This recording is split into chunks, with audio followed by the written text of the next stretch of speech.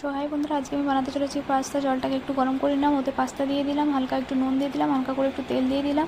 ওটা সিদ্ধ হয়ে যেতে আমি ঢেলে নিলাম। তারপর আমি আগে থেকে আলু, কাঁচা পেঁয়াজ, টমেটো, কাঁচা লঙ্কা সব কেটে রেখেছিলাম। তেলটাকে একটু গরম করে নিলাম, হালকা একটু হলুদ গুঁড়ো দিয়ে দিলাম, আলু দিয়ে দিলাম। তারপরে একটু নুন দিয়ে আলুটাকে ভালো করে নাড়াচাড়া করে লাল করে নিচ্ছিলাম। তারপর আলুটা একটু সেদ্ধ হয়ে যেতে ওটাকে তুলে নিলাম। ওটা তুলে নেওয়ার পর ওতে পেঁয়াজ দিয়ে দিলাম, পেঁয়াজটাকে একটু ভেজে নিলাম, লাল লাল করে নিলাম।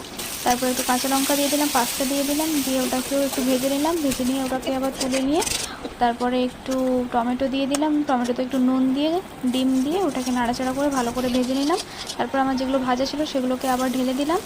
ঢেলে দিয়ে আবার ওটাকে নাড়াচাড়া করে নিলাম। ধনেপাতা দিয়ে দিলাম, সয়া সস দিয়ে দিলাম, টমেটো সস দিয়ে দিলাম, চিলি সস দিয়ে দিলাম, ম্যাগি মশলা দিয়ে দিলাম, জিরে গুঁড়ো দিয়ে দিলাম। তো আমার পাস্তা রেডি। তোমরা এইভাবে একবার খেয়ে দেখবে, খুবই টেস্টি লাগবে।